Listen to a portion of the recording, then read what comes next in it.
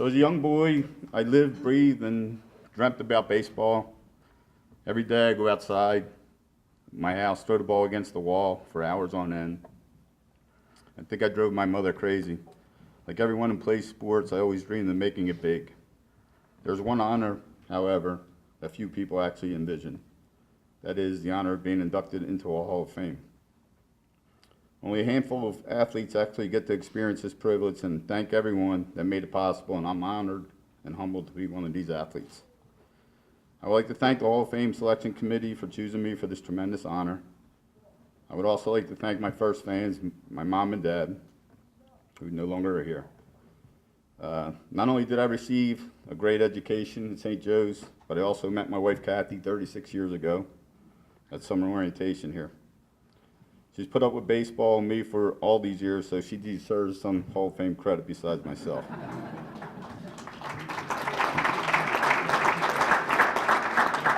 It's funny, when any event comes up and I forget about it, she always reminds me that no matter what, when it comes to an at-bat, a pitch, or a game, I never forget.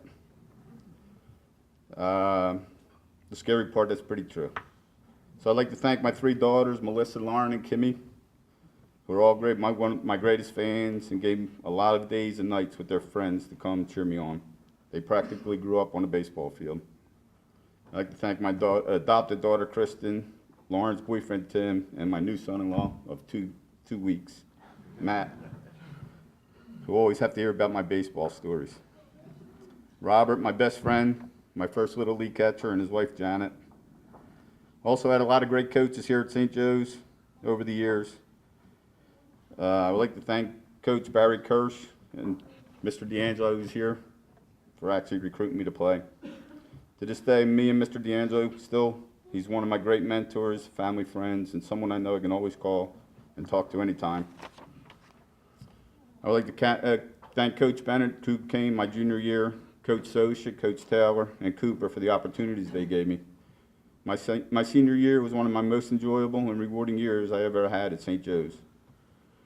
A few years ago, our team was honored for the 100th year anniversary as one of the best teams in St. Joe's history. I realized that every team I played on that I could never have been a player without my teammates, the player I was. The dedication we had was second to none. We did not have the bells and whistles that players have today. We practiced upstairs in the gym in a batting cage. We got done hitting, we'd fly to Florida. Never been outside, played at University of Miami and lose 14-0, 15-0. But finally, my senior year, I think they grew old of going down to Florida and playing these #1 teams in the country. We actually played teams from the north. We came back with a 6-0 record. So we didn't have a field on campus. We played our home games up at the polo field. It was actually, I don't know, 4 or 5 miles from home, from school. I'm the one chosen to be in the Hall of Fame because of my individual stats, but I know that's not fair.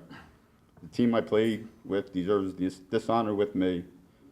So as a leader at the Boeing Company, one of my mottos I have for my employees is that there is no I in team.